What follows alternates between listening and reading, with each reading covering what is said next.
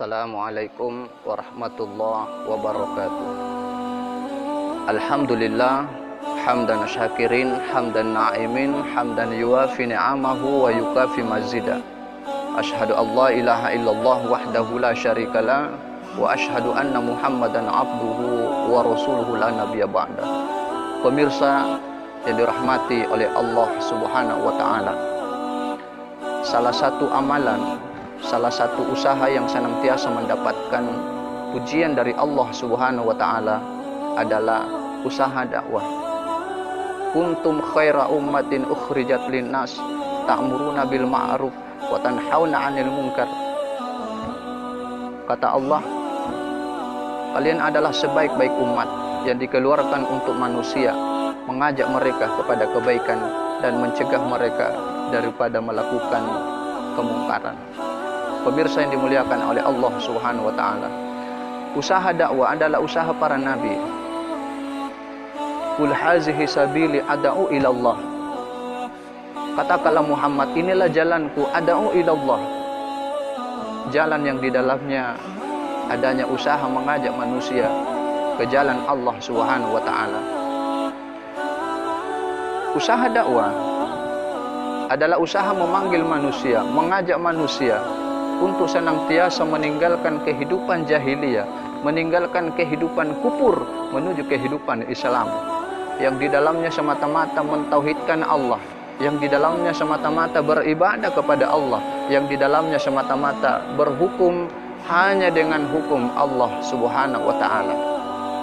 Pemirsa yang dimuliakan oleh Allah Subhanahu wa taala, menjadi pengemban dakwah bukanlah menjadi orang yang senantiasa memposisikan dirinya sebagai orang yang merasa dirinya paling suci, sebagai orang yang merasa dirinya paling soleh, sebagai orang yang merasa dirinya paling alim. Tapi menjadi pengemban dakwah sesungguhnya karena panggilan kewajiban, panggilan kepada orang-orang yang berilmu. Sabda Rasulullah, "Ballighu anni walau ayat." Sampaikanlah dariku walaupun hanya satu ayat. Seseorang itu sudah dianggap berilmu, sudah dianggap memiliki ilmu, meskipun dia baru mengetahui satu atau beberapa ayat dari Al-Quran. Maka itulah yang menjadi kebenaran baginya untuk disampaikan kepada orang lain. Pemirsa yang dimuliakan oleh Allah Subhanahu wa taala, menjadi pengemban dakwah membutuhkan pengorbanan yang luar biasa, membutuhkan kesabaran yang besar. Karena di dalam perjalanan dakwah pasti akan dijumpai yang namanya banyak tantangan, akan dijumpai banyak hambatan, sebagaimana yang dialami oleh Rasulullah Shallallahu Alaihi Wasallam. Begitu kuatnya, begitu besarnya permusuhan, begitu besarnya penentangan dari orang kafir, dari orang munafik terhadap dakwah Rasulullah Shallallahu Alaihi Wasallam, yang bisa jadi akan dihadapi, akan dijumpai oleh pengemban dakwah saat ini. Pemirsa yang dimuliakan oleh Allah Subhanahu wa taala, kalau dulu Rasulullah Shallallahu Alaihi Wasallam dikatakan sebagai orang gila, dikatakan sebagai penyihir, begitu banyak fitnah, begitu banyak propaganda yang ditujukan kepada Rasulullah Shallallahu Alaihi Wasallam, bisa jadi itu juga akan dialami oleh para pengemban dakwah yang ikhlas, yang jujur saat ini menyampaikan kebenaran.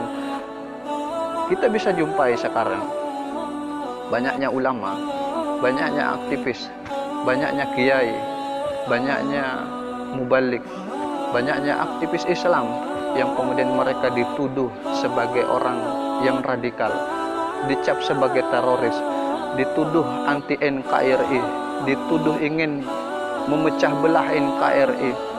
Bahkan dakwah mereka yang mereka sampaikan yaitu khilafah, ajaran Islam, dan sesungguhnya khilafah itu merupakan mahkota daripada ajaran-ajaran Islam, itu juga dianggap sebagai ajaran yang terlarang. Pemirsa yang dimuliakan oleh Allah Subhanahu wa taala, kita berharap semoga Allah senantiasa memberikan pertolongan melalui asbab dakwah ini. Allah senantiasa membukakan pintu hati para penguasa, memberikan hidayah kepada para panglima dan jenderal agar senantiasa melalui kekuasaan dan tangan-tangan mereka menolong agama Allah Subhanahu wa taala. Dengan kekuasaan mereka menerapkan Islam secara kafah, dan kekuasaan itu menjadikan kaum muslimin yang terpecah belah kembali bersatu di bawah satu kepemimpinan, yaitu seorang khalifah. Selamat menjalankan ibadah puasa. Hadanallahu wa iyyakum ajma'in. Assalamualaikum warahmatullahi wabarakatuh.